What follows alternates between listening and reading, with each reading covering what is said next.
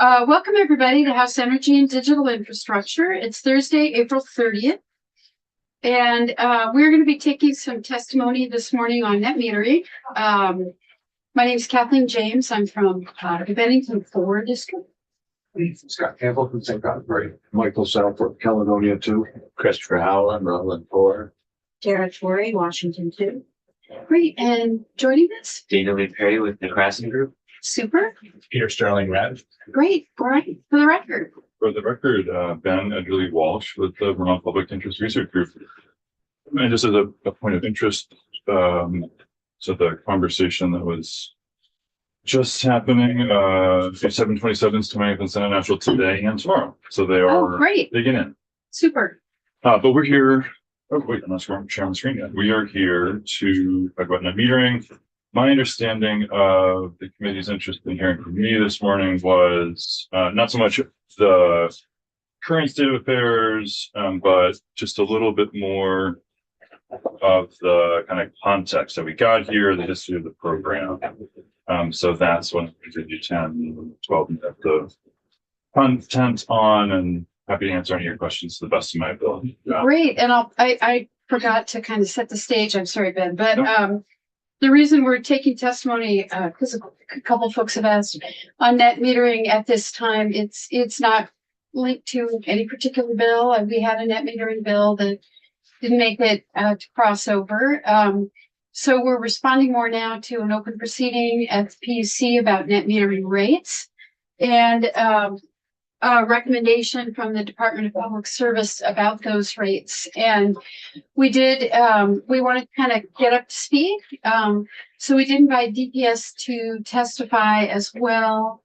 They declined because it's an open proceeding, but they did submit written testimony that's posted at our website. And so the PUC obviously can't join us because it's an open proceeding. So we are hearing this morning from Ben and then from some solar developers and Renewable Energy Vermont. So sorry for the lack of context, but over to you, Ben. Thank you. So I am going to touch briefly on the proceeding, but mostly will defer to others who will get you into more detail there. And just to be clear, this is not an exhaustive history. I don't think anyone has actually done one of those. The Department of Public Service has in a report in 2023, sort of a rundown of what's happened, but not all the dates are there. And this statute has been amended more than a dozen times, and the rules have been updated even more than that. So this is sort of a relatively high level overview. So very simply, what is net metering? The way I usually describe it to people when they ask is, oh, that's the program that lets you go solar if you want to do that. A little bit more detail is you go, typically it's solar, technically it can include other renewables as well, but well over 90% of the program it is now and has historically been solar development, rooftop backyard systems, some larger systems up to a few acres in size, although those are not really being built so much anymore, and others can get into the details of that. Essentially, you get credit for all the energy you generate, and that credit counts against your electric bill. There have been different sort of versions of this over time, which I'll get into exactly how that credit system works. But since the program's inception, that has been the idea. You generate power, you get credit, and you pay essentially the net. Like you add all the credit, you subtract what you owe from your utility, you pay them whatever's left, if there's anything left. And then you can sort of carry credit forward month to month, and that has also changed a little bit over time. One thing that's important to note, and I'll touch on this a couple of times, and it'll become really clear why I'm talking about this, because it is directly related to the proposed change overhaul to the program's design that the department has proposed from the program's creation in 1998 all the way through the present. The amount of credit you're getting for every kilowatt hour you generate has been tied to the retail rate of electricity. It's been tied in different ways over time, but as the retail rate goes up, or hopefully maybe someday goes down, typically it's been up, the sort of base that you're basing that credit on changes. And that has always been, for this roughly 30-year history of the program, the way that everyone understood it worked. If you're paying more for your electricity, you're also getting more for the electricity you're generating. So created in 1998, it actually began in April 1999, and the first rules around net metering were actually adopted a couple of years after that. So this program began with very small systems, 15 kilowatt systems, which is now like almost the average installed residential system. That was the limit of all systems, with some exceptions for on-farm net metering in those early days. And it started as a 1-for-1 program. So the credit was simply kilowatt hour for kilowatt hour. Every kilowatt hour you generated is 1 kilowatt hour you didn't have to pay for that month. If you generated more than you used in that month, you got to roll it forward. At first, that was until the end of the year, and then all the credits disappeared. And then after some number of years, I forget exactly when this happened, it turned into a rolling 12-month period where you could sort of carry the credit forward. But for the first 10, almost 15 years of the program, it was simply generate a kilowatt hour, take a kilowatt hour off your bill. That's the way that the net credit worked. And it was at the retail rate. And so as the retail rate went up a little bit, basically the amount that your electricity you were generating went up, because you were getting 1 kilowatt hour for the credit, and that kilowatt hour cost you a little bit more. And so you're avoiding a little more in expenses by generating. The next sort of concept that's important to understand in net metering is this idea of group net metering. So originally net metering was just put solar or some other generator on the same premises as the electricity was being used, and the meter existed, and that was the whole thing.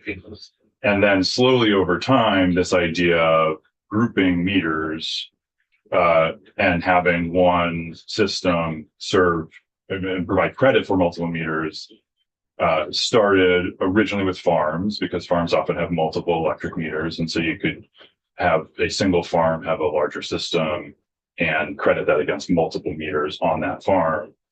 That started in, I believe, 2002, based on my research. Then it was expanded to non-farm systems as long as the parcels were contiguous. So like you could group net meter with your neighbor, have a large system on your property and share the credit with them, but not like 3 doors down. And then in 2008, virtual group net metering was directed by the legislature. I think it started in 2009. And virtual group net metering is the idea that any two ratepayers in the same utility territory can form a group regardless of where the generator is. And that's a critical concept to understand in terms of how the PSDs, or the Department of Public Services, current proposal would work. And I'll let Peter get into more about the mechanics of that and why virtual net metering in particular is going to be affected by this. So a lot of people have done this over time. It's been restricted since then and largely isn't an option anymore. It really isn't an option anymore after the 2024 update to the Renewable Energy Standard closed that off over the period. Yeah, Chris. Right. You're gonna get into why that happened from 2024. Yeah, I mean, I don't have another slide on it, so I can just touch on it briefly now. Essentially, the utilities in the department were saying that the larger virtual net metered systems were the biggest cost driver in the net metering program. That, building a 150 or 500 kilowatt system in a field somewhere and having that provide credit to a few customers, or more than a few customers potentially around the state, because it's not being generated on site, and because there was a lot of volume going through those larger systems, it's just easy to build a lot that way. That was the biggest cost driver within the net metering program. And we dispute that to some degree, but essentially that is there's some truth there. And so the legislature and VPIRG and other organizations essentially saw expanding the renewable energy standard, getting more renewables built that way, while restricting virtual group net metering as a sort of worthy compromise. So ultimately benefit the climate and renewable deployment in Vermont, even if we're like limiting one tool in the toolbox. Thank you. Yeah, Rep. Torrey, I was gonna ask if you wanted to chime in. You were there. Well, yes, and it was controversial. Yeah. And we did do some carve outs for affordable housing. And I wanted to just ask if the ACRE program is effectively that. But it's for low income, the utility cites it. Yep. And I believe it has some federal funding behind it. So, what you're referring to, and I would defer to Peter Sterling from Rev, who you're going to be hearing from in a minute for more details on this, but there's sort of two things there. One is $10 million that was directed to the legislature through the CEDF to create a program that ultimately got called the ACRE program that was specifically intended to help low-income Vermonters access solar. And then the Solar for All program, that's federal dollars, which I believe is still being litigated, whether those dollars are going to be available to the state. The Trump administration is trying to kill the program nationally. Some of those dollars would also be directed to the ACRE program, although there's sort of more buckets they're trying to put that money into. But it's not really a replacement for virtual net metering, both in terms that it's not a long-term program, doesn't have any sustainable funding, and because it is only really available to this very limited universe of people, whereas virtual group net metering was very common. Okay. So another piece that's sort of critical in the evolution of this program and to the current construct of the program is this idea of an adder, or now called an adjuster. And so this is the change from this design, which is, the original program from 98 through for part of the state, 2008 for the rest of the state, I think it was 2011. So for that first part of the program, it was 1 kilowatt hour generated, 1 kilowatt hour credit. And you weren't getting monetary credits. You were just getting a kilowatt hour worth of credit that counted against the kilowatt hours you were using. Starting in 2008, Green Mountain Power took it upon themselves to create, I believe, the first in the country program that provided an adder. So additional monetary credit over and above the kilowatt hour credit. So at that point, if you're a GMP customer, every kilowatt hour you generated, you got a kilowatt hour worth of credit plus 6 cents. And that 6 cents could also be counted against your bill. And they did that. I mean, you can hear from them, but they did that essentially because the value of solar at the time was so high because it was shaving our peak, which was in the late afternoon when we were generating a lot of solar, that they felt like it would actually reduce rates for all customers if they got more solar online, even if they were paying that premium, because that peak power was so expensive. So they created this program. The legislature ultimately said, that seems like a great idea. Let's do that everywhere. And in 2011, I believe it was under Act 47, created that same concept statewide and created a formula that basically said, you take 20 cents, you subtract the retail rate, and whatever the difference is your adder. So it varied by utility. The idea was not 6 cents everywhere. It's not one size fits all. So one utility territory might have 6 cents, another one might have 3.5 cents. But with both the 6 cents and the statewide program, ultimately, that was added to whatever retail rate you were paying. And as that retail rate went up over time, for 10 years, you had that adder. And so in year 2, if your retail rate was a little bit higher, the base you were adding the adder to was a little bit higher. So you still had this tie to the retail rate, and how the value of your solar went up a little bit every year as rates increased, which wasn't necessarily every year in every utility territory. And that adder existed for the first 10 years, and then you just went back down to the retail rate itself. Then the big overhaul, which had a lot of pieces that I'm not going to be able to get into in the interest of time, was in 2014. And that was the legislature passing Act 99 and basically handing the baton to the PUC and saying, instead of us in the legislature designing all the nuances of this program, you figure it out. We're going to give you broad guidance on how to do that. And that was essentially a recognition that the legislature coming back every 12 to 24 months to update the program really wasn't sustainable. And that really was what was happening at the time. If you look at the number of times that historic version of the statute was amended. And that ultimately went into effect in January of 2017. And what the PUC did was they created a system of adjusters that were not necessarily just adders. Adder obviously implies it goes up. An adjuster, they review every couple of years, and they have the authority in statute to review more frequently if they choose, and they can, under their rules, adjust the adjusters, change what they are going forward for new customers.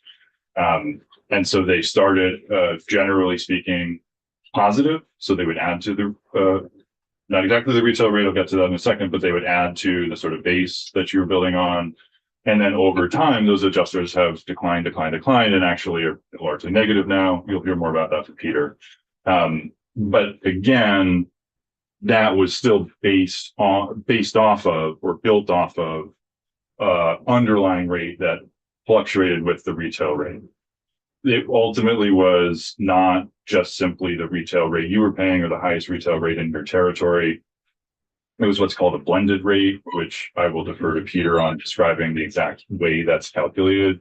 But every year the PUC adjusts this blended rate, and it's tethered to all the retail rates in the state.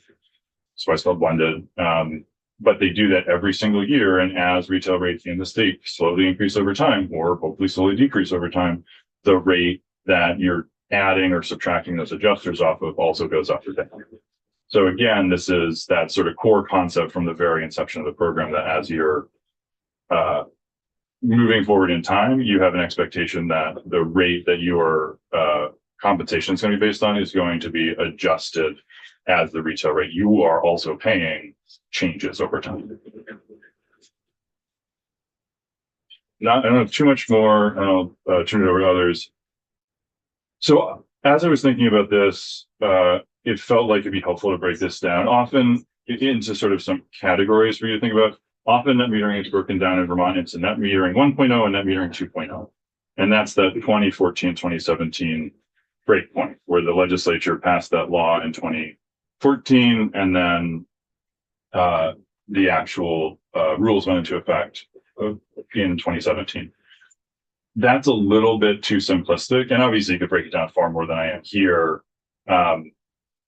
But the other big thing that happened was the addition of the adders and the monetization of the credit in 2011. So when those adders were implemented, instead of getting a kilowatt hour credit, the utilities were directed to turn all of that credit into an equivalent dollar figure. And that's how you were getting your credit every month instead of X number of kilowatt hours. And so that is still the way it's done today. It's monetized, but it's based on that adjuster system that I just described. So sort of three eras of net metering in Vermont. Again, credit's always tracked. This is just a quick summary. Credit's always tracked retail sales. For that first 13-ish year period, it was a simple kilowatt hour for kilowatt hour. Retail rate goes up, you get more credit in practical terms. Then in 2011 through 2017, you had the statewide adder monetized. The adder was added to your retail rate, and if the retail rate went up, you got more credit. And then the adjusters from 2017 onward, you might sometimes hear this broadly categorized as net metering 2.0, or more sort of granularly 2 point something, like whatever revision we're on. I think we're going on 2.4. Or maybe 2.5, I forget. And again, you're basing this on the blended rate, which is based on the retail rates in the state. So the retail rate goes up, retail rate goes down.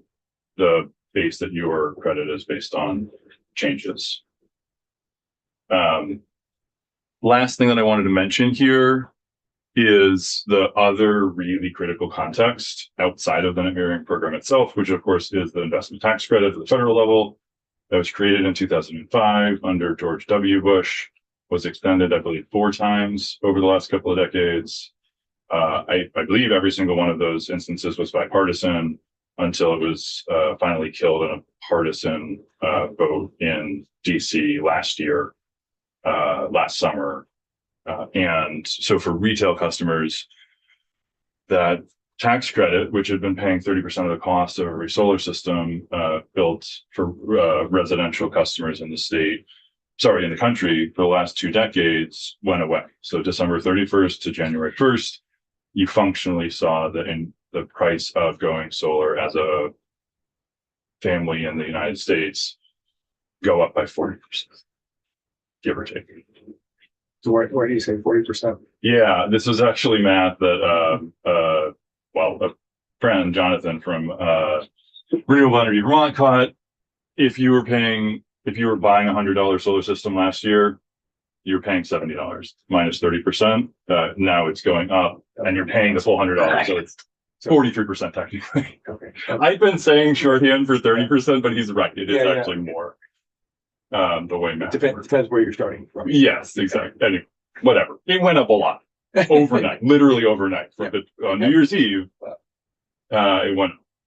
And so that brings us to now, which is the Department of Public Services coming in and saying we want to overhaul the whole program, untether it from the retail rate, and do so in a way that would create serious harm for people who've already gone solar over the last number of years.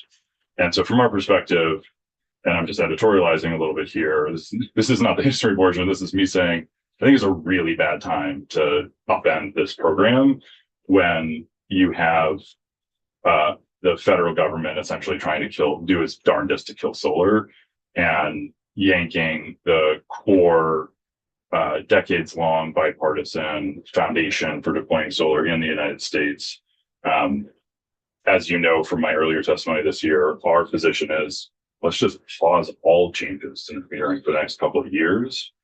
Take a breath, see how this how this rolls out, and give the people trying to go solar in the state a little bit of time to adjust to this new reality. But at least we shouldn't just scramble everything and start over with a totally different system in the middle of all the chaos that the federal government's creating. Solar. Happy to answer any questions, but I know I've taken plenty of time and you've got a lot of other places. This might be Pull this back up in case you outside any slides. your purview here, but so California, you're familiar with California's net metering 3.0? I haven't followed the blow by blow, but in rough terms, yes. Okay, so it seems like DPS is basically want to do what California did with their net metering 3.0. Is that more or less accurate? There's definitely some truth to that. I would say the moment that we're in, this is not speaking so much to the substance of what exactly are they trying to do. Obviously, you can read their testimony to understand that. From our perspective, it's almost exactly the worst possible moment to do something like that. Even if you think net metering 3.0 is a good idea, doing it months after the ITC goes away is probably not the best time to do it. I'll also say we're open to the concept of the net metering evolving over time. It has evolved. It should evolve more. But the kind of proposal the department's has put on the table, especially in its retroactivity, could do some real harm to the prospects for anyone being able to economically go solar in the future. Not just the design, but the fact that it would really dramatically undermine confidence in any promise that the state of Vermont is making in terms of a sustainable program that financiers can count on. So it's not just going to drive up the cost of, and I'm getting a little bit into what you're going to hear from others. It's not going to drive up the cost and drive down the compensation. It's going to directly increase the cost of financing because now banks are going to see all these people who went solar 3 and 4 and 8 years ago have their compensation structure change in a way that nobody was expecting. And that obviously is something you don't want to give financial institutions a reason to have lack of confidence if you're trying to get financing from. So I have a question that I think might be for everybody who's going to present here. I'm reading through the submittal, whatever you call it, the public service sent to PUC, and I'm trying to understand the argument that that they think they have to keep compensation for solar steady. In other words, not have an increase with as retail rates go up. And their argument seems to be that, well, that's a given. So I don't know why that's a given. Because obviously as rates go up, if you're successful at holding compensation steady, you're decreasing its value as against what the actual costs are for customers. But then they also say that most of the usage is own use. It's not excess generation setbacks. Great. And if it's own use, then why would the adjuster be applied to that? So again, you're going to hear more about this from Peter, but And everybody, I'm sure. I'm sure. Couple of points I make. One, especially to the degree that it's retroactive as applied to those virtual net metering systems, that is not true. The way that's counted, that's all excess. That's all excess generation. Right, and so that is one of the reasons it would be so damaging to people who made good faith investments in solar, understanding that the rules of the road were going to be what they all were. Yeah. In terms of other systems, your mileage may vary depending on exactly the specific circumstances of the user. But yeah, obviously, if you're on site, more or even much or most of the generation could be own use, but that's not going to be universally true. Maybe another part of this. Maybe I'm not understanding your question. Yeah, I don't think I probably stated it right, but it leads me to another question that's maybe more basic. What did the adjusters apply to up until now, up until this proposal? My understanding is excess, but I think we're transitioning to the point where you should just hear from the witness who's going to present. Okay. And let's That's do that. obviously your call, but No, that's fine. Yeah. I didn't know if you had thoughts about this, so that's why I wanted to ask you. Yeah. Set it up for everybody else to. And thank you so much, Ben. Let's move on because we have folks to come in early and now we're running behind. So Peter. Thanks, Ben. you. Hi, Peter Sterling, Renewable Energy Vermont. Unlike Ben, who's been talking on a computer at the same time, and honest, do that in public. So Jonathan, my colleague, is gonna run my slides.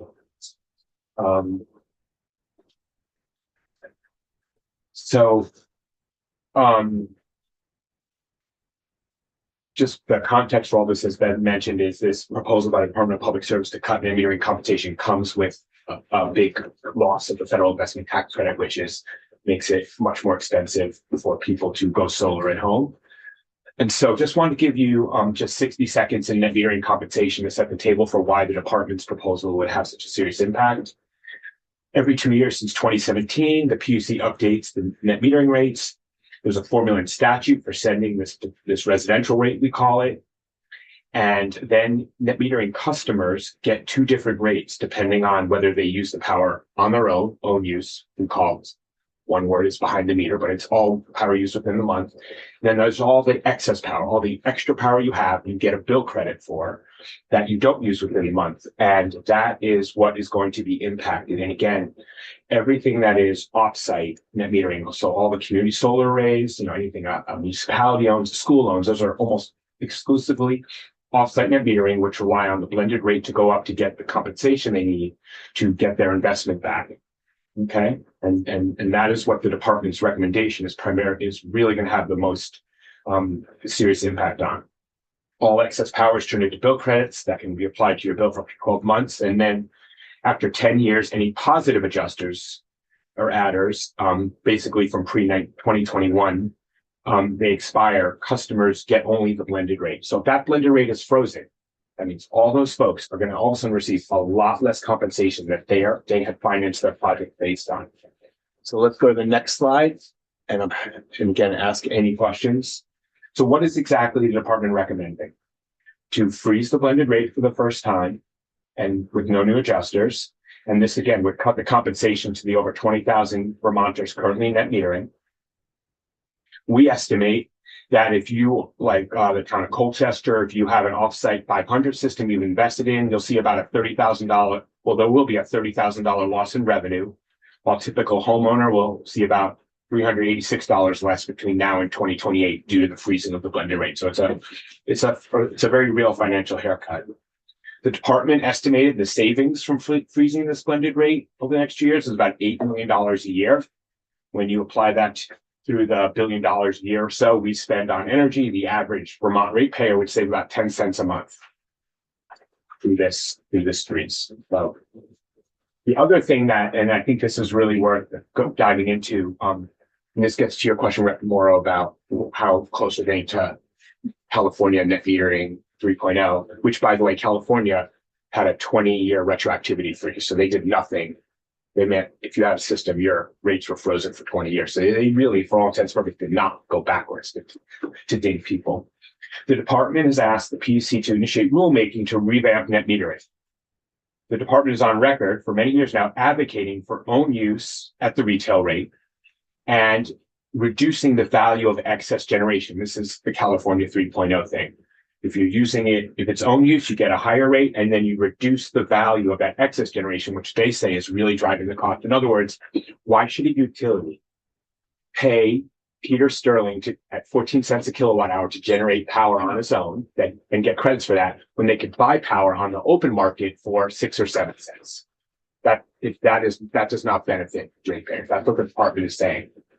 And so again, that just comes down to whether you philosophically place certain values on on-site solar, residential solar. People, that's a different value system. But again, what the department's talking about is knocking down that excess power from 14 cents a kilowatt hour by 50% down to 7 cents. That would really be the end. That's what the department is on record as asking for when we revamp net metering.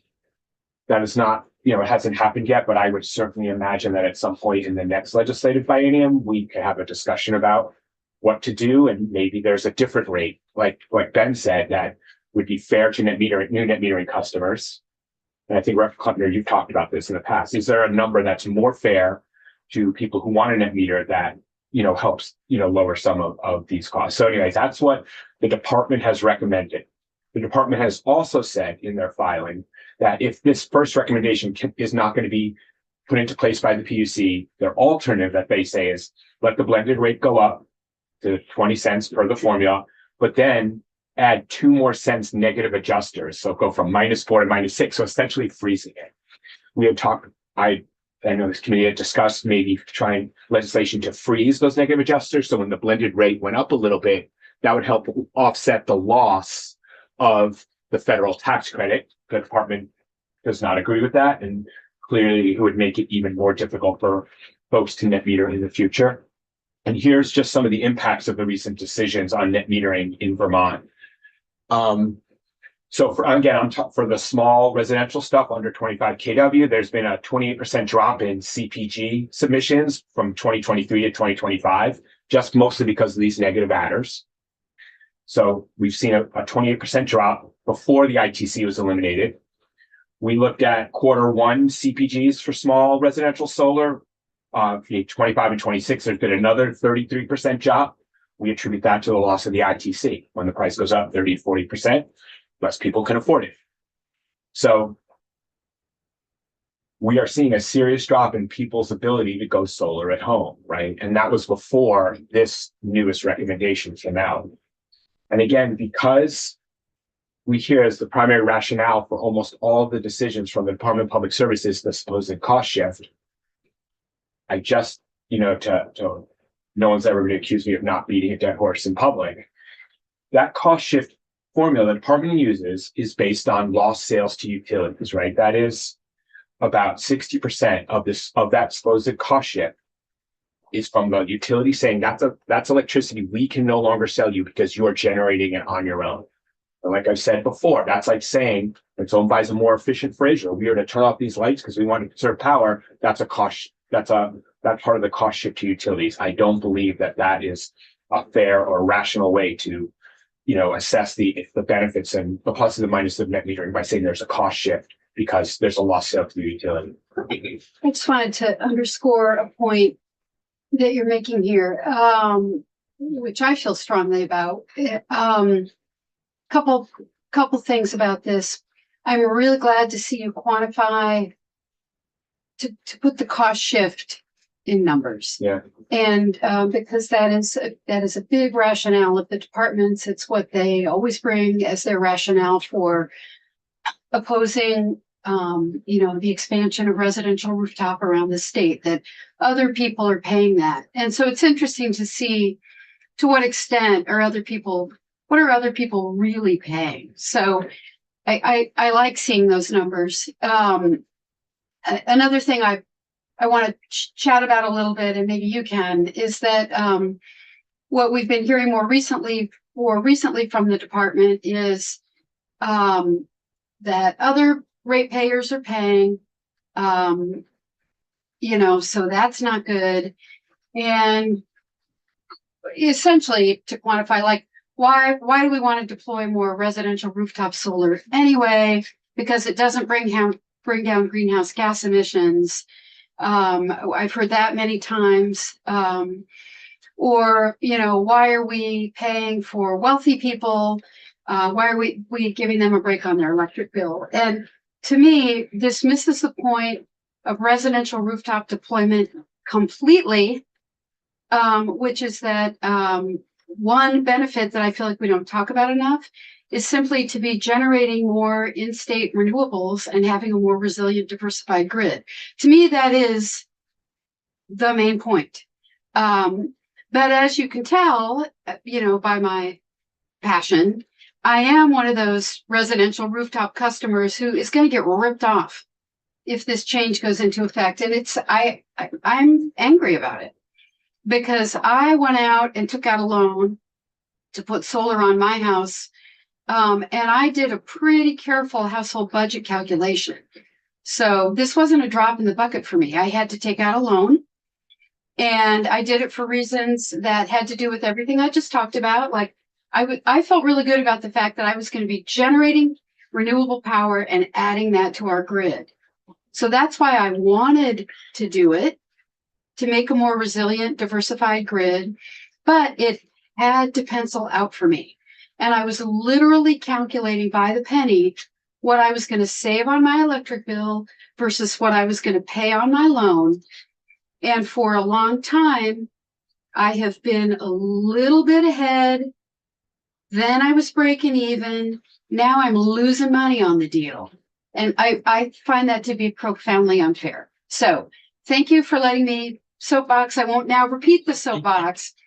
But, I feel like we are moving to a place in Vermont where we are disincentivizing solar at every turn. Now, Vermonters aren't going to want to put it on their rooftop because they're not going to be able to afford to do it unless you're rich, which was never the point. And it's getting harder and harder, I think, to site more utility scale or commercial arrays because we haven't figured out how to deal with concerns about siting. And so I feel like we're moving backwards fast, and it's very frustrating. And it's super counterproductive because renewable energy is cheaper and for all of us. And if we want to talk about energy affordability, we should be incentivizing solar, not disincentivizing it. And I'm now done for the day. For some reason, this slide was the one that triggered my monologue. It's true. And one point I did type out, but I think it's important to add. When the Department of Public Service gives you a cost shift number, that is the rate impact they say is happening. This is the cost shift of the lost sales and the above market cost. What is not in that number ever is, or subtracted from that number, which it should be, is the savings to ratepayers from me paying money to interconnect solar to the grid, right? That net metering rate paid for me to interconnect my 8 kilowatts or whatever to the grid. That's an 8 kilowatts the utility otherwise would have probably needed at some point. And when you talk about, hundreds of megawatts of net metering being paid for through the net metering, that's actually money ratepayers otherwise would have paid to connect that, bring that power over from wherever, right? That has never been deducted from the cost shift, if you can follow me. We've never really gotten an accurate number from the Department of Public Service of, all those interconnection costs that have saved ratepayers, all the peak shaving, as Ben mentioned, that happened when the peak was in the afternoon. That's why Vermont Power was doing that positive adder, because they knew it was a benefit. It was low, it was moving the peak, and that is probably in the hundreds of millions of dollars, or, you know, I don't have the number, but it is a lot of money. So we've never seen the plus side. I also want to add, and I think all of you who are legislators and others who've spoken in public, like, Vermonters have a lot of opinions, right? It's very, people weigh in, and, so far over 300 people have, this number went up this morning, where 300 people have submitted comments to the PUC, and so far not a single one has been in favor of this. I would make the case that if net metering was really a very, very serious concern to most Vermonters, somebody would have weighed in by now and said, thank you for lowering the cost of net metering, right? People have opinions all over the place. They weigh in. And if this was really touching a third rail, net metering is really bothering me, we would see comments. I believe we would. I really do, right? Vermonters know this is out there. It's been out there. We've been putting it out there. No one has weighed in and said, this is a good idea. Maybe it will happen, but so far it's 300 to 0. And then my last slide. Before you leave this, what is that, the thumbnail there? This one? Oh, Yes. oh, I just wanted to put out there that it's not only Peter Sterling ranting and raving that energy reduction is a cost shift. Other people are writing that when you do weatherization or ask people to upgrade, it's a cost shift. It's not just me. I'm like, No, I understand that, but I guess I'm asking, where is it from? And oh, it says there, it's the Energy Institute, and I can get you the link of this guy's blog. Yeah, thank you. That's why I tried to get that in there. But yeah, other people, write about that. Yeah. We have to think about cost shifts differently when we talk about energy conservation and other programs. Yeah, so I like that would be great. Okay, 100%. And then my last slide. Well, I've got a question. Oh, sure. All right. Well, this slide really got everyone going. Yeah, it did. So, the numbers you said here for the cost shift, 20 cents a month Yeah. for the average bill, Yeah. and WEC $1. Yeah. Is $1 the highest cited figure in the state?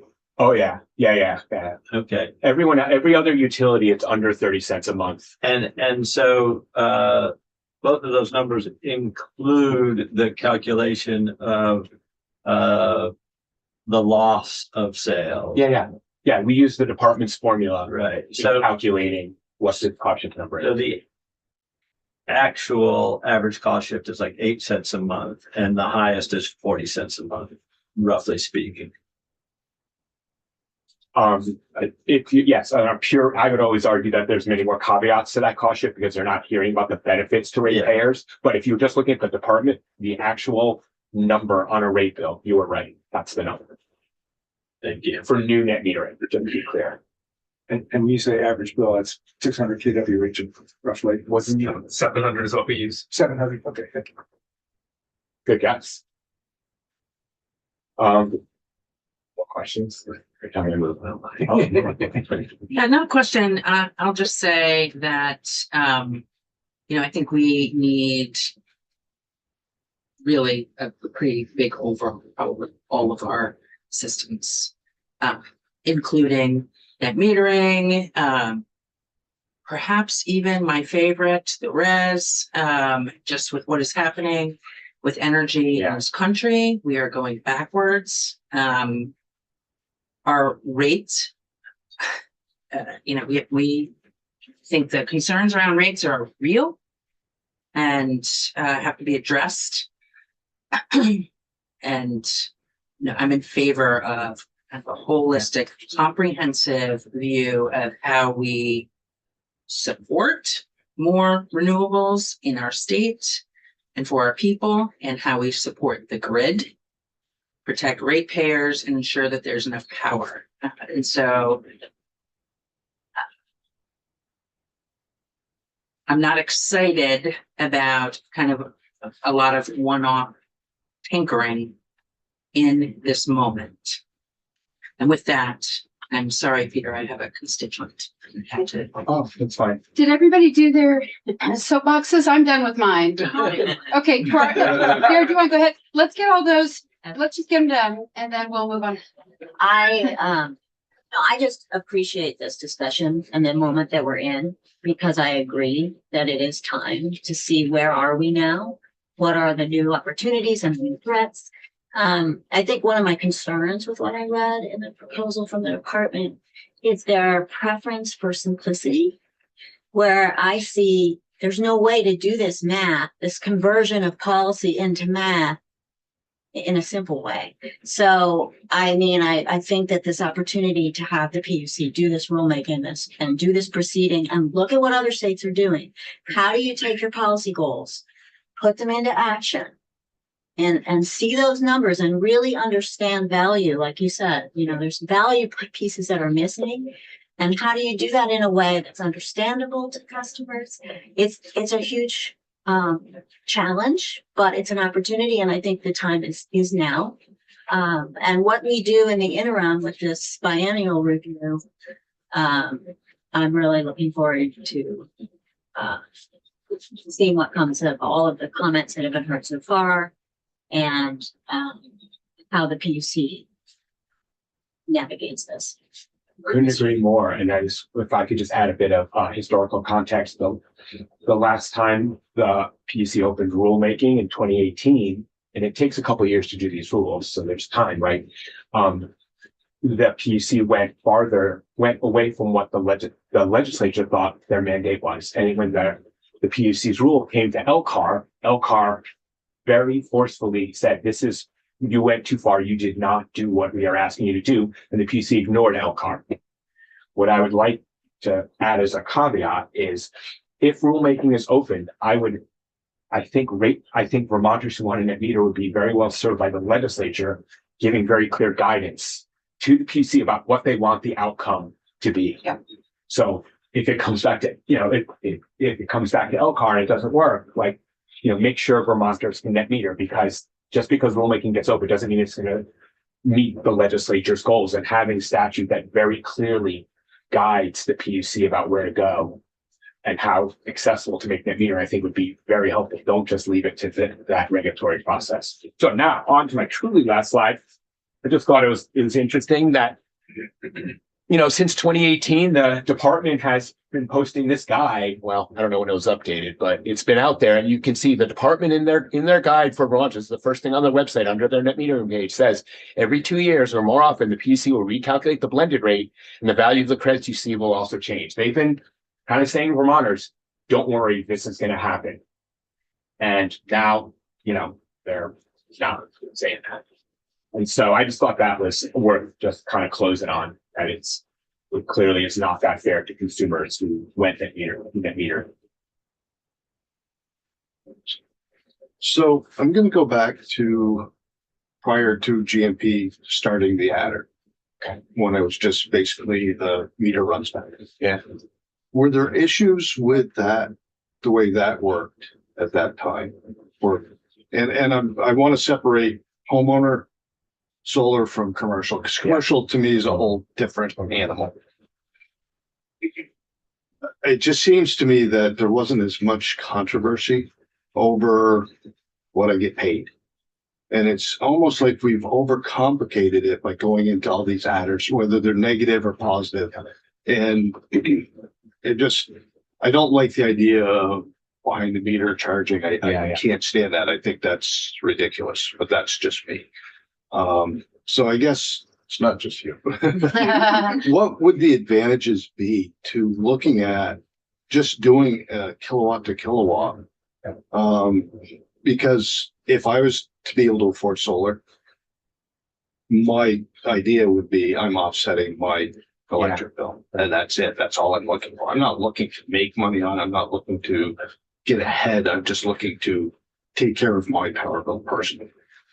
Well, the best people to hear would be the people who are putting on those adders, which would be the Public Utility Commission department. But generally, the Public Utility Commission and the department say those adders are necessary to slow down the growth of net metering, because the department and the PUC did not feel it was good for Vermont to have so much net metering. And when you put those negative adders on, it becomes more expensive for more people. The other thing the PUC has said about the negative adders is, and utilities have corroborated this, is that I have solar on my roof and I generate power a lot, right? But the system needs, let's say, 1,000 megawatts. Let's say my system breaks. Green Mountain Power has to give me power. So they have to build a system that supplies me power whether I'm generating or not. So they felt like the -4 cents helps maintain the system that they need.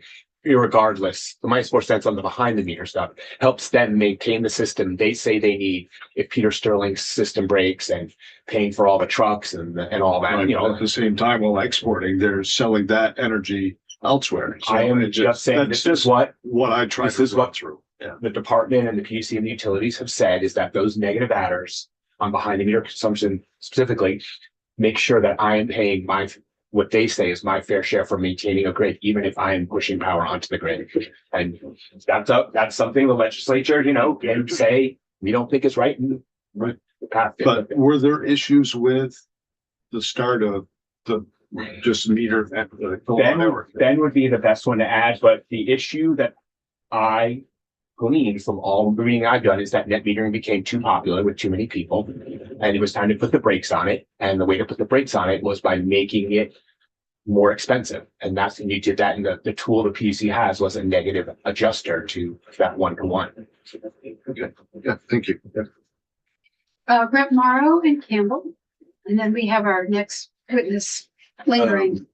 So this might be a alleged council question, but I think you might know it. Seems like the department's lens on this is perhaps constricted by statute. This is a question. I'm not.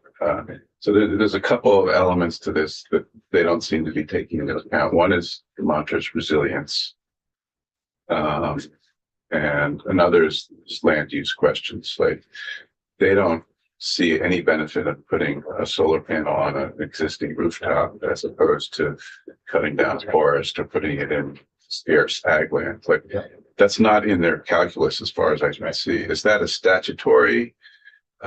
Like they have this least costs thing, which is in statute. Yeah. But I'm wondering what else is in statute that restricts their lens on how they're viewing this whole. Nothing. I mean, this is obviously people in the Scott administration not wanting to be more aggressive in deploying renewables, and the statute allows them to do that, and they use the least cost planning. Least cost planning shouldn't have to be a break on this, because if you're like you're saying, if you're valuing renewables in a way that I think is appropriate, it would work with least cost planning, right? But if you value a kilowatt hour from solar the exact same as you value a kilowatt hour generated by burning oil in a state that's 2 states away, then I can see where it goes. But no, the statute could always be made clearer to incentivize on-site solar and the things we want. But there is nothing in the statute today that would prevent that prevents this net meter solar from being the program it should be. The department wants to read the statute in a certain way to constrict renewable energy growth, and they're able to do it. But I think in their minds, it's having a large scale PT, solar field, that's alternative energy, right? That's solar energy, right? You have a purchase power purchase agreement, and but they're not discounting or counting the cost of using agricultural land or forest land. That's not a cost. Okay. Whereas we have all these rooftops where you're not impacting. That's exactly right. Right. So there's these elements of how they're viewing this whole problem that are not taking into account complexities of the reality on the ground. That's what I'm trying to get at. It's like, what's their, that's right. Their lens is not statutorily restricted. It's just a particular lens that they have. Yes, that's what I would say is accurate. Thanks. We have one more, and then we need to move toward solar folks. And I'm trying to understand what exactly has changed. Why is the Public Service Department's recommendation retroactive? This recommendation retroactive when previous adjusters were not retroactive. Well, the department has floated this idea before in the Act 179 report that came to you all with the low income stuff. They did float this, and we kiboshed it back then. They've been trying this for a couple of years now. But this is the first time they've asked the PUC to do it before they asked the legislature to do it. Okay, what, Is that not the question? I'm not asking that. Okay. What is the system now that is not retroactive as compared to the proposed system that is retroactive? What's Right now, when you have gone solar or going solar, you have banked on the state of Vermont's kind of word that the blended rate will rise as the retail rate rises. but the adjusters have been also being applied. Correct, that's new, and then that's for new net metering, right? That's only for unit. Yeah, that's right. You've always, when you go solar, the premise has been the blended rate rises as the retail rate rises. For the first time, what the department has said is we need to freeze the blended rate and not let it rise. And that will also include all existing net metering. Well, that's their sort of proposal one.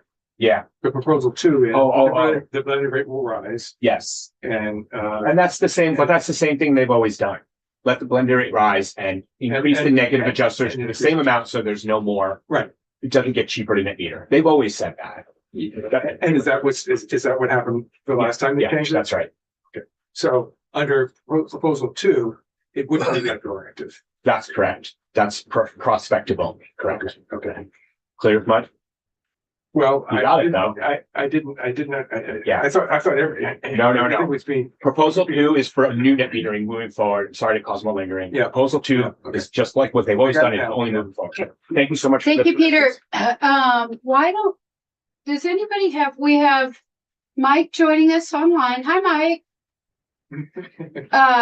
And so I guess I want to, just real quick here. So we have a vote on our, plug-in solar bill at 10:30, but Ledge Council's running late, so that buys us a little bit more time.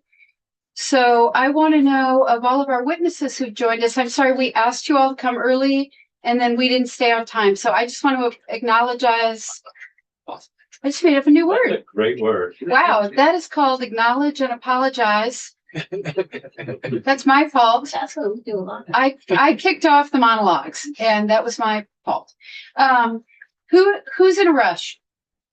Who has to go? Okay. Mike, do you want to, Mike, I know you're zooming in from a business meeting elsewhere today. Would you like to go first and kick us off and then we can? That would be much appreciated. I'd be happy to. Okie doke. All right.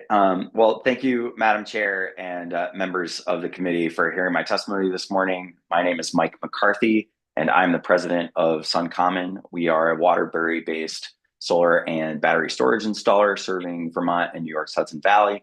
And I'm obviously here to share some of the installer perspective about the Public Service Department's proposals that you've been hearing about.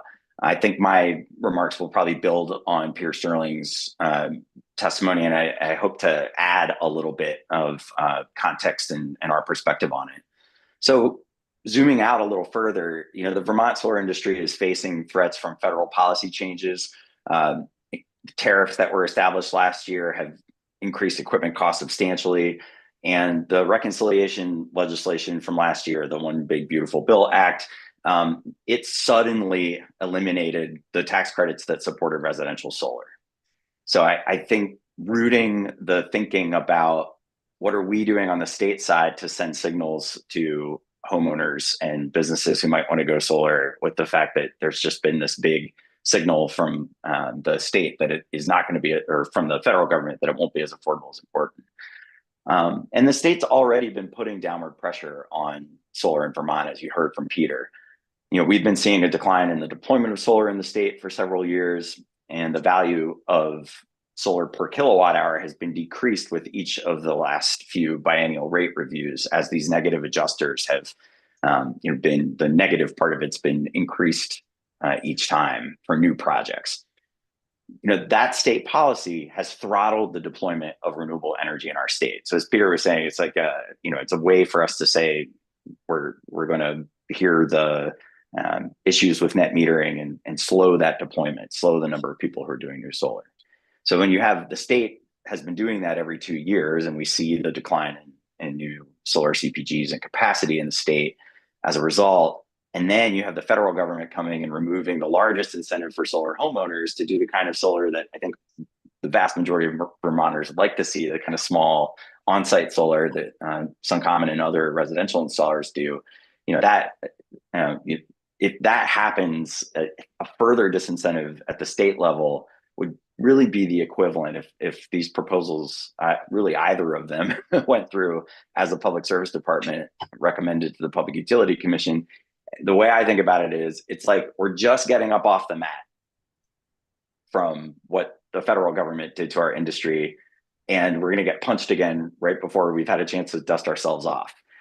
So I want to just provide that context, and I'll try to briefly just talk about each of the proposals and how it impacts us.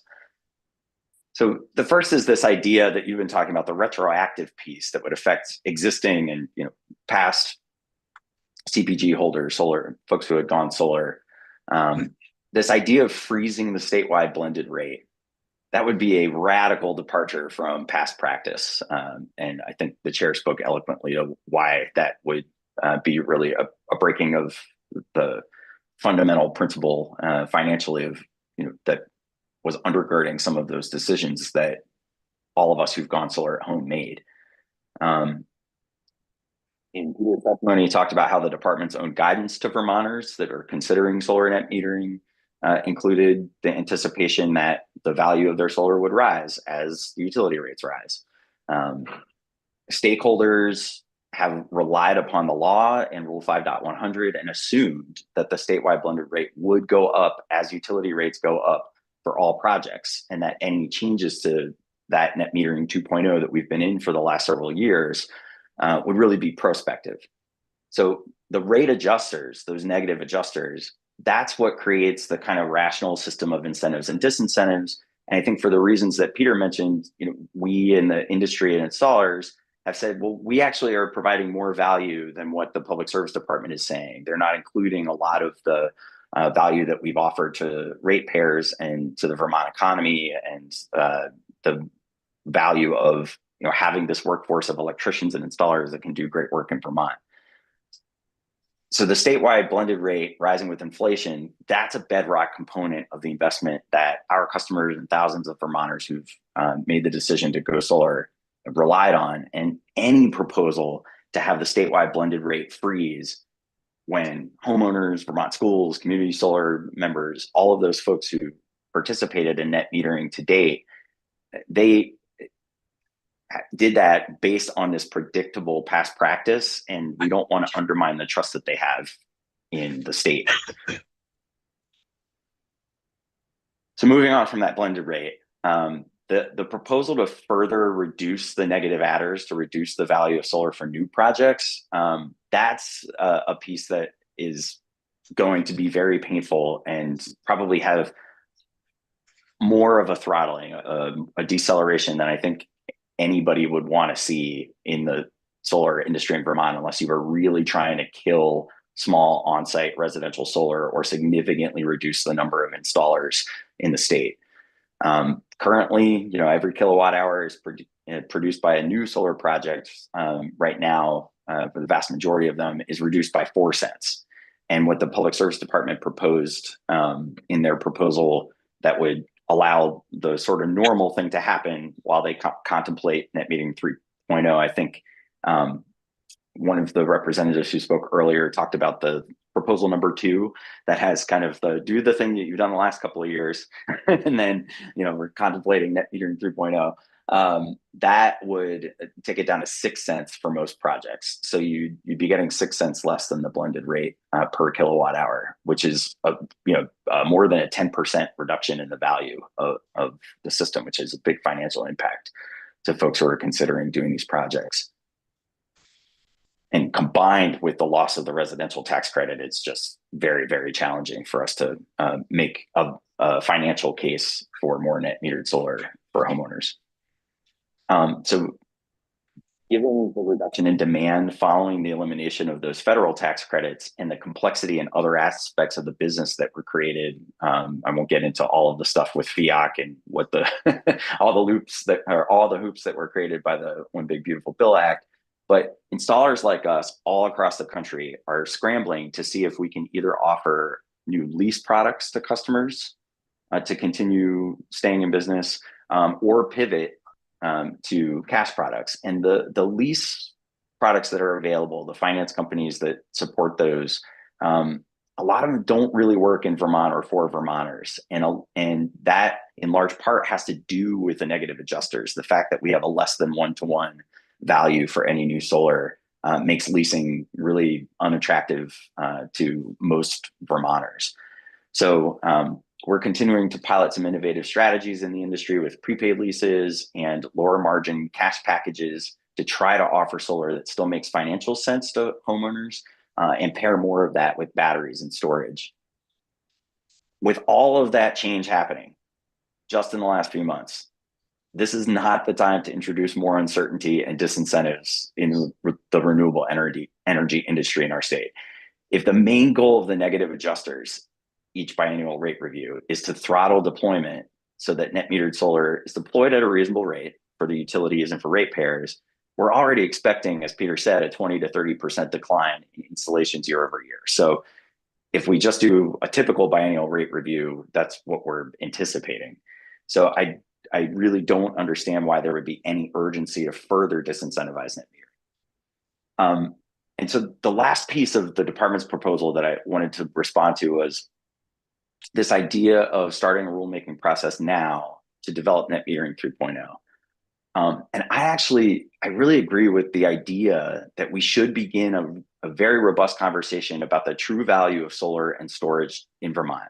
We do need to update the system of incentives and disincentives to continue on the path to a cleaner, more affordable, and more sustainable future. Representative Sibilia, I really agree with the comments that she made on this front. Given the new battery technologies that are available, I'm really excited for more of our solar projects to include storage, smart panels, and other upgrades that innovative installers are offering. I'd like to consider incentivizing dual use solar that costs more to implement, like parking canopies, as they do in some other states. And a representative earlier in the discussion talked about, other considerations like siting. I want that to be a part of that discussion. I agree with some comments that department officials have made in the recent past about the need to value behind the meter usage and storage, like efficiency. And that might, I recognize, be paired with a lower compensation rate for power that solar puts out onto the grid. So export might be worth less in a world where we value on-site consumption more. That might be the best of both worlds for the future. And I think we need good policymaking to get there. So to do this well, we need a full contemplation of the value of solar and storage. And I believe we need the legislature to work with stakeholders on net metering 3.0 in the next legislative session. And given the volatility in our industry, I hope that we won't forego the 26 biennial rate review, and we'll wait to make bigger changes until 2027 or 2028 when we've had a chance to kind of survive the big federal changes. I'll kind of say that I was last in your committee in support of H716, and I recommended that policymakers really put a pause on considering reducing the effective value per kilowatt hour of net metered solar. I'm hoping that the Public Utility Commission will allow us to kind of get off the mat, dust ourselves off, and then have this more robust conversation about the future of net metering in the next legislative session. So I'll close by saying that we in the industry often call the regulatory and market challenges in our business the solar coaster. And we're in the middle of a pretty wild ride that started on January 1st and really goes back to last July when Big Beautiful Bill Act was passed. We want to make sure that we are helping build renewable energy solutions that truly work for Vermonters in a regulatory environment that's predictable and fair to our customers and all ratepayers. And I'm excited to get through this difficult period in our business and be a part of discussions in the next couple of years about the future of net metering that encourages more storage, timely export, the end of negative adjusters on behind the meter consumption that you all have discussed at length in your committee. But radical changes to the biennial rate review are really not needed today. And if anything, I would hope that Vermont would help make up for the lost support for clean energy in the wake of last year's disastrous federal abandonment of support for our industry. We hope the biennial rate review will allow a path for us to continue employing all the electricians and installers and professionals that are doing great work, helping Vermonters with renewable energy solutions that benefit all of us. So thanks for listening to me today. Mike, thank you so much. Really appreciate your thoughts. And I don't know if you need to go or if you're able to stick around. And that's up to you. Yeah. Yeah, I'm happy to hang and listen to other testimony and take any questions if any of your committee wants to. Thank you so much for having me. Sounds good. Who'd like to go next? I'm just really aware of anybody's time. I'm happy to go. Super. Great. One slide. Yeah, can you run slide for me? Peter has just a few grammatical changes from slides that may have been shared with you. Okay. Nothing substantial. Super. Jim Merriam. I am the CEO of Norwich Technologies, doing business as Norwich Solar. We work predominantly across Maine, New Hampshire, and Vermont. We're a Vermont company. We employ about 40 some odd people. We do larger systems. So that is, we're finishing up the last of the larger net metered systems, because those systems have been legislated away, and we work on the larger tier 2 resources as well, both development and construction. So I'm here, as you all know, to talk about the impacts of suspending 5.128, or the statewide blended retail rate. And if Peter could go to first one slide, which is basically what Rule 5.128 says. So there is going to be, I'm sure, in this filing with the Public Service Department's comments, a whole legal argument about the PUC cannot do this. I'm not here to talk about whether suspending 5.128 is legal or not. I'm looking at it from a perspective of, what does the intent of 5.128 say? How has it been used in terms of intent? And if I was an average Vermonter who made an investment on a system, what would I do? And in that capacity, 5.128 was created to basically keep the compensation tracking for net metering, tracking the retail rate. Why is that important? If I invested it in a system to offset my usage and I don't update the compensation coming to me reflective of the statewide blended utility rate, you start to create a gap.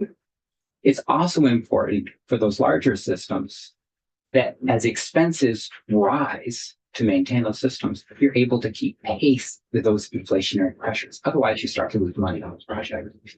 So from a simple intent, 5.128 is supposed to, by precedent, by actually comments from all parties in previous filings, to be updated every 2 years and applied to the baseline. It hasn't been controversial till now. We go next. I'm trying to speak quickly, so I'm happy to take questions, Right, but I'm just Cam. trying to not read right where you've been. Can I have a really basic question? Yeah. Which is, the statewide blended rate came into being, and I think probably Ben talked about this, but it came into being when and why did we decide to replace whatever the utilities retail rate was?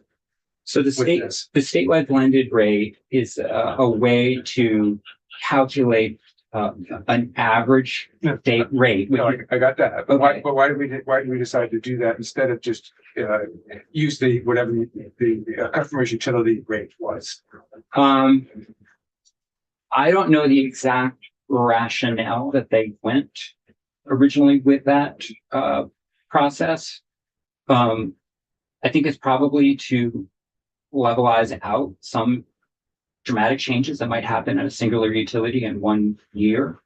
And also for some of the smaller utilities, if your rate is below the statewide blended rate, you do actually use the retail rate that you have. So the utility always gets to will choose the lowest of the two options. If the statewide blended rate is lower, so in the case of Washington Electric, that's what you get. Yeah. Or if you're Ludlow Electric, which is typically below statewide blended, Ludlow uses its rate for compensation. Right. It's regular retail rate. Correct. Yep. Okay. we don't have to fixate on this. I just wonder if there's an easy answer. There may be, I'm sure I know there's smarter people than me that might be able to remember how we got onto that. The point is, though, it is the mechanism Right. that adjusts over time. Yeah. And I want to acknowledge, like all of us here, we definitely agree with the department's goal and concern that about affordability, and we want to keep rates down. What our concern is the mechanism seems to be singularly focused on a very narrow group of individuals that have made long-term investments in solar under a basic understanding. I go back to the basic intent of 5.128 that this would continue going forward.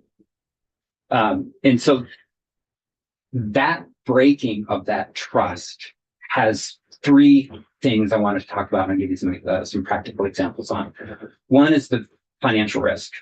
That breaking creates real problems for lenders, owners, and homeowners by disconnecting the retail rate, yes, the statewide blended rate and compensation.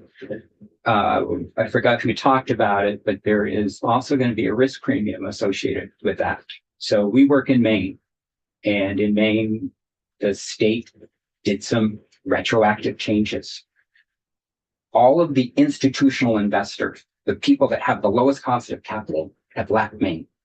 It's now got a smaller pool of people with higher cost of capital that will drive rates up for them. And I think there's a very nice filing by the executive director of the Maine Renewable Energy Association in this proceeding in front of the PUC that does a much better job of outlining what she has seen. And then lastly, there's definitely impact to ratepayers in the market as a whole. And so I just want to kind of quickly bring you through some of those examples. First one's financial risk. So I am the owner of Milton Memorial Solar. So I took out a loan for, this is 1.1, but I took out a loan for 1 million. That was a typo in March for this project. So it's I'll just do the math. It starts with a statewide blended rate of 18.4 cents. It has a -5 adjuster to it based upon the net metering version it was permitted under. And I also provide a discount to the off-taker, which is Milton Schools, of 8%, which brings down the compensation per kilowatt hour to 12.3 cents. That's what I get paid for well, not yet, it's under construction. That's what I would be getting paid per kilowatt hour generated. The land is leased from the town of Milton. This is next to the solid waste district. Lack of a better term, sewer plant. And as I said, this offtake is Milton Schools. As it was underwritten, all of the entities, the consultants, the bank, myself, utilize the fact of the standard SBRR. The retail rate update happens every August 1st. It's formulaic, so we knew what that number was going to be based upon the rate increases that have happened over the last 2 years. That number was plugged into the pro forma to be able to get the financing for this project. So again, I did this 2 weeks before the surprise filing by the department. Construction started, the money went out. If you suspend the SBRR, that statewide update, I immediately fail with this project the debt service coverage covenants that the bank has on this. So debt service coverage ratio is the net income divided by the cost of interest and principal for that loan. And so I was at a 1.25, made it. You don't give that update, I go to a 1.02, 1.04, I fail. So I'm in violation, if this goes through, of a bank loan I just took out 2 weeks ago with no understanding, no clue that this was going to happen. And so this happens, this is not just to me, there's a lot of other projects out there. And I bring this up and bear my own project to the world because this has a huge ripple effect. It's not just the fact that I have a system that potentially is underwater and I'm paying money for. and losing money on an annual basis. It's also, there's a bank out there that made a loan on there. So there's hundreds of millions of dollars of transactions that have occurred. This disrupts. So that's a big concern about this retroactive component, which is the freezing of the SBR. The other thing I don't like about this proposal, which is, it's just I think it was mentioned before, it's just kind of like a blunt tool without really looking at the nuance of what it applies to. So this shows over the different net metering versions, net metering 2.0 to 2.6. Every time the biennial review came up, there was a reduction in the adders. They increased the negative adders to basically do two things: control cost and to control the pace. That's what those were used for. I totally understand, totally agree. Applying a blanket, we're going to take away 2.3 cents from every project, hits those projects completely differently, depending upon what year you were permitted under and what category, whether you're residential or a larger commercial system. So for earlier systems might be impacted negative 10% loss of revenue. Later systems are going to lose 20% of the revenue. It's just a bad policy to just bluntly apply something like this. Not to mention the retroactive piece, which we'll talk to, but this is just, even if you did it, it's not the right way to do it. Okay, and SBRR is statewide blended retail rate? Yep. Okay. Not residential rate, but retail rate, whether it's residential. Or It's the blended weighted average retail rates from all the utilities. Yes. Summed up for average. But it might be I believe it's residential rates. residential retail rates. Yes, totally. Yeah. It's always based on a blended residential retail rate. Yeah. So one of the other aspects of this, and one of the proposals for the PSD, was to kind of like put a pause, not really define what the compensation is going to be, but hey, let's start a new planning process. We're all supportive of a new planning process to look about what's fair compensation. My concern though is if you lump in, we're going to redesign retroactive and currently systems people are trying to sell into that mix, the market just dies. No one, as we've heard testimony here, so to speak, from various soapboxes, wants to buy a system if you don't know what the compensation is going to be. So for some of us, we have to the end of 27 to be able to utilize the ITC fully. For residential installers, as Mike very articulately pointed out, they're trying to adjust, they're trying to adapt. But the fundamental thing is, as someone who has sold systems, if I can't explain to somebody what compensation you're going to get, you're not going to buy. This is not like buying a couch. People want to know, what's my return? So that proposal, whether intended or not, basically kills the market because no one knows what they're going to get compensated for. And that's for new systems you're trying to sell. And for existing systems, if somebody wanted to sell one of their system, an existing system, you couldn't. If you're a homeowner and you wanted to value the solar system on your roof to the prospective buyer, there's no way to quantify that value. And then the third big one here is the risk premium. So this really talks about how ratepayers at the end of the day could end up losing, because a few people have talked about, and what we experienced in Maine is when the market, which is very, very good, investors are excellent at horribilizing risk. And I make up my own word for this too. And it doesn't matter if like you try to be legal about it. Oh, yes, this doesn't happen. When they see something that had intent to be done reversed, they see risk premiums and cost. And we're trying to build tier 2 resources at the lowest possible cost we can. And by limiting the pool of people that are willing to invest here, by jacking up the risk premium associated we're going to experience higher costs because we broke the regulatory trust that existed. Vermont has never been the richest state in terms of providing benefits for net metering or other renewable programs. People came to Vermont because it was trustworthy. We trusted in the regulatory system. It was never feast or famine like some other states. It was never, pedal to the floor, but it was consistent and that was highly valued. We are throwing that value away by retroactively changing this.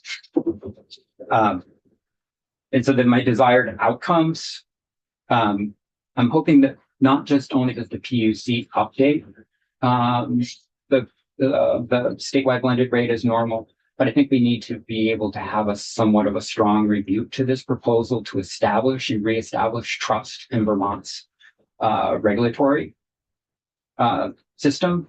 To the extent possible, the legislature can weigh in to provide guidance to make sure that it's understood that the intent of what net metering is supposed to be is conveyed.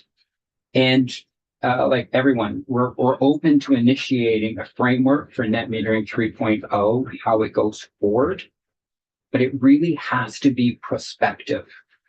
Looping retroactive changes into that, as I said, kills the market and it unjustly subjects people who have made large investments in this community, in this state, subject to loss. So thank you for letting me talk about that. You bet. Do many municipal systems work this where a private investor owns a system and the benefit is? Yeah, so I mean, maybe that's a great point. Nonprofits until a couple of years ago could not take advantage of the tax credit. So a lot of those remote systems go to municipalities, nonprofits, schools. And do all these projects have a end of life removal? Cool. Yep. Great. Thank you. That was very helpful. Thank you. Yeah. Thanks, Jim. Just a quick agenda update. Alex, if you could, we're going to move our SCO2 vote to 11:45. Okay. So now we're in a less of a push here. Alrighty. Who'd like to go next? Anna, are you ready to roll? Ready to roll. Thank you. Can you hear me okay? We can. Perfect. I agree with a lot of testimony that's already been put forth this morning, so I won't go over what's already been said. Sorry, could you introduce yourself for the record? You got it. My name is Anna Bowler. My background is in finance and economics, and I'm an O&M provider for mostly group net metering in Vermont. I take care of about over 800 utility accounts across the state and across utilities. And I manage between 40 and 50 megawatts. I haven't done calculations recently because it's growing. So my perspective comes from mainly group net metering, which we've mentioned is no longer growing. There's no development being made because of the 2024 rule that came out. But these proposals from the department will affect all 800 plus accounts that I manage, right? So yes, it will kill net metering, but it will also hurt the customers and the ratepayers that are already receiving net metering. And that's what I want to focus on because I think it hasn't necessarily been brought to committee this morning. So I want to focus on thinking about how the residential and community solar customers will be affected. A lot of testimony has already focused on investors and how they will be affected. But I will mention I work with many different types of investors, not just investor funds, but also individuals, residential customers. And then my own operation and maintenance perspective. and my fears about this, and how the finances going forward will affect solar arrays that are already in operation. So first of all, the small residential community solar members, they will absolutely be affected, just like those of us who have solar on our roofs, right? The rate will be cut and our benefits will be reduced greatly. I also want to bring to point that group net metering allows certain flexibility, right? Because you have one generation site, not necessarily on site, that goes to different accounts in the utility.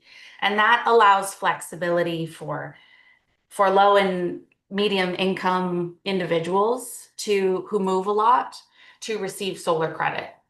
And I think that is very valuable, as long as the value of the net metering credit stand, right? And that's where I work mostly. As far as O&M is concerned, operation and maintenance, especially for the commercial arrays that I manage, I fear that if we freeze this rate, it will minimize the amount of revenue that can get put into repairs, that can get put into monitoring properly, that can maintain these solar arrays so that they not only look good on the side of the highways, but we keep producing solar for the grid and for these ratepayers. If the rate is frozen, it creates a larger overhead, incrementally larger overhead, so that repairs cannot be made necessarily as well. And that concerns me. I don't want to see solar fields be left without repairs being made. I don't want to see them get, not keep being repaired and not being utilized. And that's a fear that I have going forward. And also I wanted to touch back on the cost shift that Peter brought up, because on the large scale, right, I think the fear that the department has is that these net metering credits will be very expensive for other ratepayers. Now, Peter showed that that cost is de minimis. It's small. And if we're going forward and looking at a 3.0, it really should be in the hands of the legislature to give guidance to the PUC and give guidance to the rest of us on how we proceed, right? You're our representatives, and we need our representatives to represent us as ratepayers, as recipients of net metering credits, to look at the actual cost shift, right? Say, we have a Rygate generation site that costs $4 to $5 million. It's not just solar that is a high cost. In fact, that's what we want to promote, is clean energy, right? Just the development of RES last year shows us that this is a priority for us. So just taking this department's suggestion would mean that we are deprioritizing solar. And I think a lot of other testimony has said that today, but I want to reiterate that and say that, we want the legislature to take it into account and take responsibility and give the PUC very strong guidelines on how to move forward. And I have my own opinions on what 3.0 can look like in the future, but I'll leave that there for now. if you guys have any questions on, my particular perspective on the O&M side, since that hasn't been brought up, and the commercial solar arrays that I manage. It's not just commercial, right? I take care of probably 400 residential community solar members as well. And they all have the same feelings that you guys do. They don't want their revenue to be cut, especially those who have, invested their retirement into something that they thought was stable. But I'll leave that there. Take any questions if you have any. Thank you. Do we have questions for Anna? I think we're good. Thanks very much for adding that. I feel like we're hearing slightly different takes on everything, which is really helpful. So thanks so much. If you have to go, understood. And if you want to hang out, that's great too. Thank you. Oh, Anna, do you have written testimony you can submit? Absolutely. Great. Thank you. Yeah. All right. Last stuff, I guess. My name's Jared Cobb. I'm the general manager of Catamount Solar. I was here a couple of months ago to advise that we protect net metering and that we also, allow customers who generate solar behind the meter before it goes onto the grid, allow them to get fully compensated for that. Catamount Solar, we are a worker-owned cooperative. Half of our employees are co-owners in the business. And, I feel like what we all, are doing here is representing working Vermonters at a time when there is great economic uncertainty. We're talking about a very specific solar policy, but we all know that in these times, everybody is having a hard time with rising costs. The employees that we have at Catamount Solar, some of them graduated from trade school, became electrical apprentices, are now licensed electricians, have worked with us for 10 years, have been able to have stability for their families that has allowed them to buy homes and create families and establish deep roots in Vermont. And this stability is very important for families. It's important for investors. It's important for businesses to ensure that we can keep our livelihood. I also wanted to mention that Catamount Solar, we are owned by Vermonters. We've never taken out loans, had on-site investors. It's all kind of been generated within the cooperative, and we give back to the community. So every year, 5% of our net profits are donated to local nonprofits. So over the course of the 15 years that we've been in business, we've given $250,000 back to local nonprofits. It's kind of in our blood to be like really deeply involved with the community and to give back. I'm not going to read my whole testimony. I did submit it, but I just wanted to pull out some highlights. I think first it's important that we have this conversation. I appreciate that the Department of Public Service is looking at how we protect rising utility costs. The electric bills are painful for homes and businesses, and we need to figure out how to get a handle on that.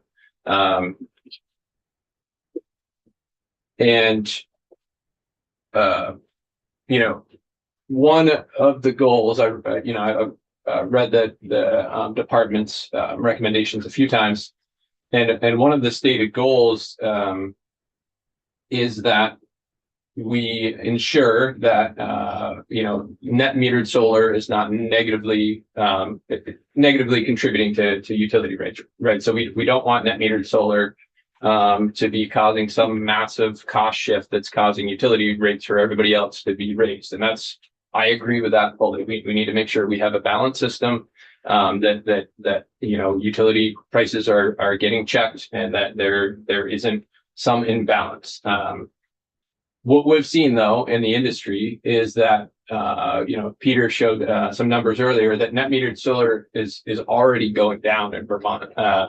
This is a result of the negative adjusters that have been applied to systems that make the economics more difficult. And it is now a result of the residential federal tax credit being taken away last year after 20 years of supporting an American industry that is focused on keeping our energy spending in this country and not relying on, what's happening overseas right now. So, and I talked about this in February, but the price of an average system for a homeowner in Vermont has basically doubled. When you take into account the negative adjusters and the loss of the federal tax credit. If you look at how much somebody could buy that system for in 2020 and get that federal tax credit versus how much they would pay for that system now, it's twice as much money. So when we sit down with working Vermonters and we try to explain the economics of net metered solar on their home, it's a really difficult conversation right now. We have had, in the first 4 months of this year, fewer customers calling. The customers who do call, we don't ask about, where their primary residence is or what their income level is. But I've been taking the phone calls the past couple of weeks as we've been training a new staff person. And we are getting fewer and fewer calls from working Vermonters, from folks in low and moderate income levels. Interest rates are high on loans. The price of the systems are high. People are paying cash for net metered solar. And that's great. It's an easy business transaction for us, but it just means that most working Vermonters, they don't have $30,000 or $40,000 to put down for a net metered solar system. They need to take out a loan. They need to figure out how to get that price down so that it levels out what they're paying their electric bill. We can't sit down with a customer and say, you're going to pay, twice what you would pay on your electric bill, but just do it because it's the right thing. Like that doesn't work. So the question right now is, at this moment when residential solar is already under pressure, should the state add more uncertainty and make net metering less reliable for current and future customers? I don't think we should. And, I'm not saying that as the GM of a solar company. I'm saying that as a working Vermonter who represents families in my company who work really hard and need stability in the market. Solar contracting is complex. We're constantly adapting to unpredictable federal policy, volatile material costs, supply chain disruptions, utility requirements, permitting timelines, and customer uncertainty. That's part of the job. That's what, Mike talked about it earlier, of like being on the solar coaster. Like, that's just what comes with solar. I would love if it weren't like that. But we get it. But there's just really like a limit to how much uncertainty businesses can absorb. So what we need right now is from the state is not like a guarantee that nothing will ever change. It's just that we need a stable, transparent process. For most Vermonters, this rulemaking, even these conversations that we have are super opaque. And when we sit down with customers and look at their utility bills, for folks who have solar in this room, the utility bills are almost impossible to explain to somebody who's just starting to wrap their head around what solar means and what that investment is and what credits they're getting when they consume it behind the meter or export it to the grid or buy it from the grid. So Rev has recommended that the PUC update the blended rate and set category 1 and 2 siting adjusters at -2 cents per kilowatt hour, rather than taking the unprecedented step of skipping the biennial update. We think that this is a reasonable bridge. It recognizes that for Vermonters who want to produce their own power have just lost the residential tax credit. If we were to move to reducing the negative adjuster, potentially stopping what we call the behind the meter tax for solar that folks produce on their roof and don't get full value for, that'll certainly help. Frankly, if things keep getting more and more difficult for net metered solar, it won't go away completely, but it's going to keep moving towards people with higher and higher incomes who can afford to put cash down for these systems. And we haven't really talked about this yet, but I see net metering, residential net metering, as a way for folks to participate in the clean energy transition. It's a participatory mechanism. It allows a regular Vermonter to say, I put solar in my backyard, I put solar on my roof, and I'm part of this transition because I know that we need to become more resilient as a state. I know that we need to produce our own power. I know that we need to adopt more batteries to allow utilities to avoid high peaks during the summertime when everybody's firing their air conditioner. So the legislature doesn't need to sort out every detail of net metering today, but this committee could send a simple message, which is that Vermont shouldn't balance affordability by penalizing families, schools, nonprofits, farms, and businesses that have followed the rules and invested in good faith. We shouldn't be, allowing retroactive, essentially penalties to people who have made long-term investments in the state. Future rulemaking, net metering 3.0, let's do it. Let's figure out how to make this easier for folks to understand. But let's do it in a transparent way where we involve all the key stakeholders and hear from working Vermonters what will work for them. I mean, we saw this morning over 300 folks have already submitted comments to the PUC about this proposal, and we hear this every day from thousands of our customers that it's really difficult for solar to happen right now, and Vermonters support it. They support producing our own power. So that's it. Yeah, I have more in my testimony, but I'll keep it there since they've already heard a lot. Questions for Jared or for anyone? Yeah, I'm just curious about this solar canopy idea. Is that something that you saw? You do solar canopies? We, the commercial solar that we do is small businesses, usually pitch roofs. We don't get much into like big fields or parking lot canopies. We offer customers a residential solar canopy, which when the federal tax credit was in place, made a lot more sense. And that's probably a product that we won't sell much of anymore. Yeah. Great.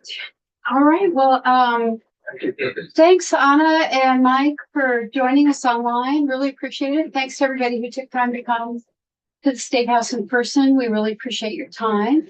And I think we are going to go off live, come back at 11 for our testimony on the Enterprise Resource Planning IT project at the state of Vermont. And then we are going to vote on the plug-in solar bill at 11:45 with Ledge Council.